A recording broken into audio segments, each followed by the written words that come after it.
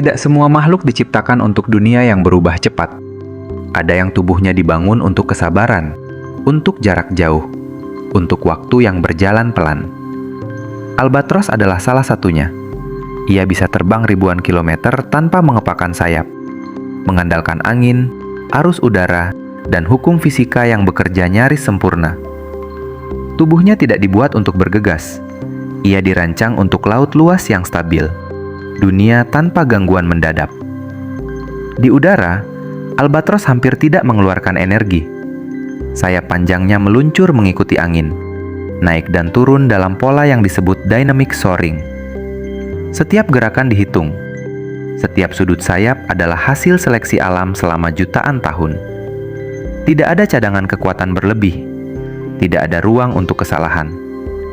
Di darat, ia justru terlihat canggung. Langkahnya berat, lepas landasnya lambat. Albatros bukan makhluk darat. Ia hanya kembali ke tanah untuk satu alasan: bereproduksi. Dan disitulah seluruh hidupnya dipertaruhkan. Albatros tumbuh lambat. Ia matang dewasa setelah bertahun-tahun. Ia setia pada satu pasangan. Dalam satu musim, biasanya hanya satu telur yang dihasilkan. Jika gagal, tidak ada pengganti cepat. Tidak ada rencana cadangan. Sistem hidup ini sangat efisien selama dunia tetap seperti dulu. Laut bersih, makanan mudah dikenali, perjalanan panjang memberi hasil. Namun dunia tidak lagi bergerak dengan ritme yang sama. Albatros tidak tahu tentang plastik. Ia tidak mengenal tali pancing. Ia tidak memahami bahwa laut kini penuh benda asing yang menyerupai makanan.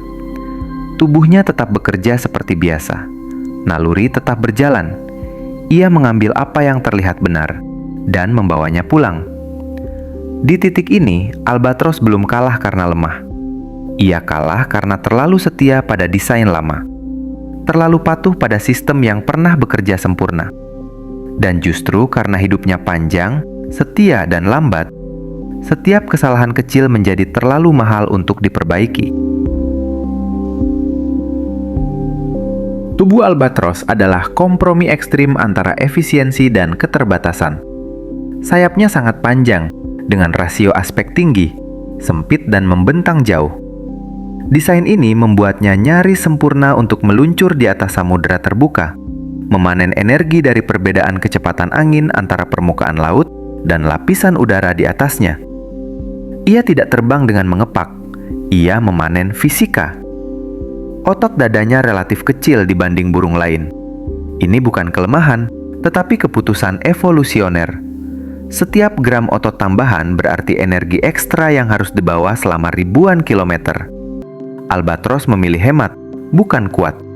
Ia mengganti tenaga dengan perhitungan sudut, timing, dan angin. Paruhnya besar dan sensitif, dirancang untuk menangkap cumi dan ikan yang muncul di permukaan. Kelenjar khusus di atas matanya membantu membuang kelebihan garam, memungkinkan ia minum air laut tanpa merusak keseimbangan tubuh. Semua sistem ini saling terkunci rapi, bekerja baik hanya jika lingkungannya konsisten. Namun, presisi selalu datang dengan harga.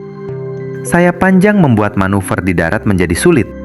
Lepas landas membutuhkan angin dan ruang. Jika kondisi tidak tepat, Albatros bisa terjebak berjam-jam di permukaan laut, menunggu bantuan alam yang semakin jarang datang. Sistem biologinya tidak dirancang untuk fleksibilitas cepat. Ia tidak bisa dengan mudah berpindah pola makan. Ia tidak cepat beradaptasi dengan objek baru. Naluri pencarian makanan bekerja berdasarkan bentuk, kilau, dan gerakan yang selama ribuan tahun berarti hidup. Ketika benda buatan manusia meniru sinyal itu, tubuh Albatros tidak memiliki filter tambahan. Ia merespon seperti biasa. Mekanisme yang dulu sangat akurat kini bekerja terlalu jujur. Di sini mulai terlihat bahwa kehebatan biologis Albatros bukan pada kekuatannya, tetapi pada kecocokan total dengan satu jenis dunia. Dan ketika dunia itu berubah, sistem yang terlalu presisi tidak runtuh dengan ledakan besar. Ia mulai gagal dalam detail-detail kecil yang nyaris tak terlihat, namun terakumulasi perlahan. Perubahan mulai terasa ketika albatros bertemu dunia yang tidak ia kenal, tetapi terlihat familiar.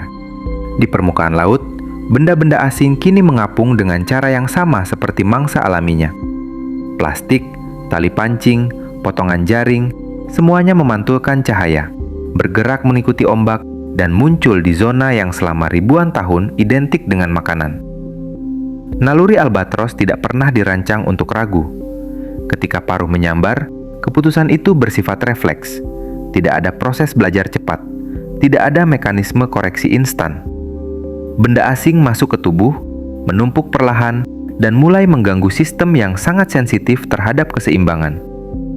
Dampaknya tidak langsung terlihat sebagai kematian mendadak. Sebaliknya, ia muncul sebagai penurunan kecil yang terus bertambah. Perut terasa penuh tanpa nutrisi. Energi berkurang. Kemampuan terbang jarak jauh melemah. Seekor burung yang dirancang untuk menjelajah ribuan kilometer mulai gagal pada perjalanan yang seharusnya rutin. Pada fase ini, tubuh albatros tidak memberi sinyal dramatis. Tidak ada luka terbuka, tidak ada darah, hanya kelelahan yang tidak wajar, respons lambat terhadap angin, dan kesalahan kecil dalam perhitungan terbang. Kesalahan yang bagi burung lain mungkin bisa ditoleransi, tetapi bagi albatros berarti hilangnya ritme hidup. Lebih sunyi lagi dampaknya pada anak. Induk yang menelan plastik sering memuntahkannya kembali ke sarang. Karena itulah satu-satunya cara memberi makan. Anak albatros tumbuh dengan perut terisi benda mati. Mereka terlihat kenyang, tetapi kelaparan. Mereka hidup, tetapi sistem tubuhnya tidak pernah benar-benar mulai bekerja. Di titik ini, keindahan penerbangan panjang albatros bertabrakan langsung dengan realitas modern. Keunggulan yang dulu membuatnya bertahan, kini mempengaruhi cara ia gagal. Bukan karena ia lemah, tetapi karena mekanismenya terlalu setia pada dunia lama. Albatros tidak tahu bahwa lautan telah berubah. Ia tetap membaca angin dengan presisi yang sama, tetap terbang mengikuti jalur nenek moyangnya. Dan justru karena itu, setiap kesalahan kecil menjadi beban yang terus dibawa. Hingga suatu hari, tubuh yang dirancang untuk meluncur tanpa henti itu tidak lagi mampu bangkit dari permukaan laut. Jika albatros dibandingkan dengan burung laut lain, perbedaannya tidak terletak pada ukuran sayap atau jarak tempuh semata, tetapi pada cara ia memperlakukan energi. Banyak burung laut harus mengepak terus-menerus, menghabiskan kalori setiap menit mereka berada di udara. Albatros tidak, ia meluncur. Ia membaca gradien angin, memanfaatkan perbedaan tekanan, dan bergerak hampir tanpa mengepak selama berjam-jam. Inilah yang menempatkannya di kelas berbeda. Bukan karena ia paling kuat, tetapi karena ia paling hemat. Dalam dunia alam, efisiensi seperti ini adalah kemewahan langka. Namun keunggulan ini datang dengan syarat yang keras. Sistem albatros hanya bekerja optimal dalam kondisi yang sangat spesifik. Angin harus stabil, laut harus terbuka, ritme alam harus relatif konsisten. Sedikit perubahan saja, angin yang kacau, suhu laut yang bergeser, atau pola arus yang berubah, langsung mempengaruhi seluruh perhitungannya. Burung lain bisa beradaptasi dengan mengepak lebih keras atau berpindah jalur. Albatros tidak fleksibel seperti itu. Tubuhnya terlalu terspesialisasi. Sayapnya terlalu panjang untuk manuver sempit. Ia tidak dibuat untuk improvisasi cepat. Inilah paradoks evolusionernya. Albatros menjadi penguasa samudra karena ia tidak pernah harus menyesuaikan diri terlalu sering.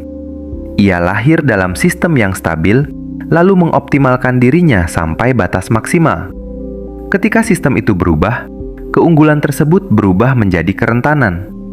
Secara evolusioner, albatros bukan burung yang kalah bersaing. Ia adalah burung yang terlalu berhasil dalam satu dunia tertentu. Dan ketika dunia itu bergeser, tidak ada versi cadangan dari dirinya. Di alam, spesies yang bertahan lama bukan selalu yang paling spesifik, tetapi yang masih menyisakan ruang untuk salah. Albatros hampir tidak punya ruang itu. Ia terbang dengan presisi tinggi, hidup dengan margin tipis, dan bergantung pada keseimbangan yang nyaris sempurna. Karena itu, ia bukan makhluk yang runtuh karena satu kesalahan besar. Ia melemah oleh banyak perubahan kecil yang datang bersamaan. Dan ketika efisiensi tidak lagi cukup untuk menutup jarak antara tubuh dan dunia, bahkan penguasa angin pun tidak punya tempat untuk mendarat dengan aman. Hubungan manusia dengan albatros hampir selalu bersifat tidak langsung, namun dampaknya nyata.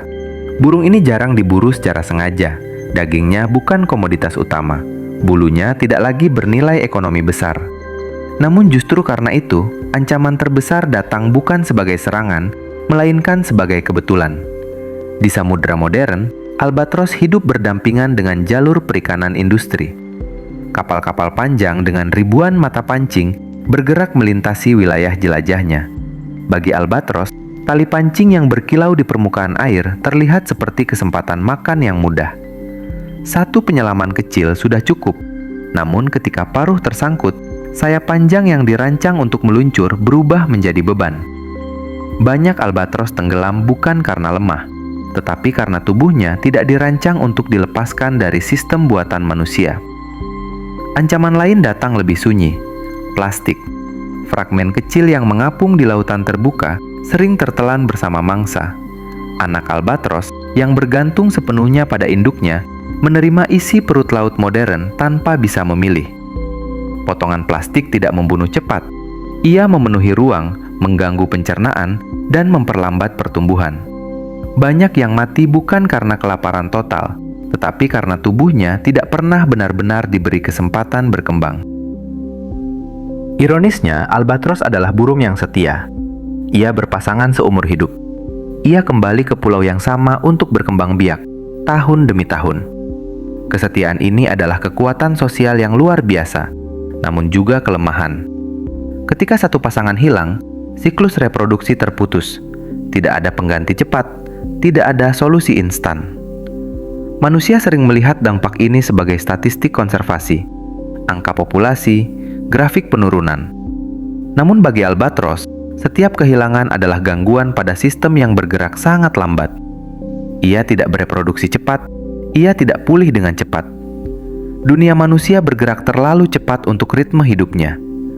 Di titik ini, albatros menjadi pengingat yang tidak nyaman, bahwa tidak semua dampak manusia bersifat sengaja. Banyak yang lahir dari sistem yang bekerja terlalu besar, terlalu efisien, dan terlalu jauh dari konsekuensi biologis di bawahnya. Dan bagi makhluk yang hidup dengan presisi ekstrim, satu kesalahan kecil dari dunia luar bisa terasa seperti akhir dari seluruh perhitungan hidupnya. Pada akhirnya, albatros bukan kisah tentang burung laut yang megah atau penerbangan terjauh di dunia. Ia adalah kisah tentang ritme, tentang makhluk yang hidup mengikuti hukum fisika, angin, dan kesabaran ekstrim di dunia yang semakin kehilangan semuanya itu. Albatros tidak terburu-buru. Ia tumbuh lambat. Ia dewasa setelah bertahun-tahun. Ia berpasangan lama. Ia berkelur sedikit. Seluruh hidupnya dibangun di atas asumsi bahwa dunia akan relatif stabil, bahwa samudra akan tetap terbuka, dan bahwa waktu masih tersedia. Evolusi membentuknya untuk sistem yang bergerak pelan, konsisten, dan dapat diprediksi. Masalahnya bukan pada albatros. Masalahnya adalah dunia yang berubah terlalu cepat. Jalur angin bergeser. Laut dipenuhi benda asing. Ritme ekosistem laut dipercepat oleh mesin, bukan musim. Dalam dunia seperti ini, keunggulan albatros justru menjadi kerentanannya. Kesetiaan berubah menjadi jebakan. Spesialisasi berubah menjadi keterbatasan. Albatros tidak tahu bahwa ia terancam. Ia tetap terbang dengan cara yang sama seperti ribuan tahun lalu. Ia tetap kembali ke pulau yang sama. Ia tetap mempercayai laut sebagai ruang hidup yang bisa diprediksi. Tidak ada mekanisme darurat dalam tubuhnya untuk menghadapi perubahan mendadak berskala global. Namun justru disitulah maknanya. Albatros menunjukkan bahwa tidak semua kehidupan diciptakan untuk beradaptasi cepat. Sebagian diciptakan untuk stabilitas, untuk ketepatan, untuk dunia yang tidak terus-menerus menguji batas. Ketika albatros mulai menghilang, yang lenyap bukan sekedar satu spesies burung laut. Yang hilang adalah satu cara hidup. Cara hidup yang percaya bahwa kesabaran masih masuk akal, bahwa jarak jauh bisa ditempuh tanpa tergesa, dan bahwa kesetiaan pada satu sistem tidak selalu berakhir sebagai kesalahan. Pertanyaannya bukan apakah albatros cukup kuat untuk bertahan. Pertanyaannya adalah, apakah dunia yang kita bangun masih memberi ruang bagi makhluk yang hidup dengan ritme setua angin itu sendiri?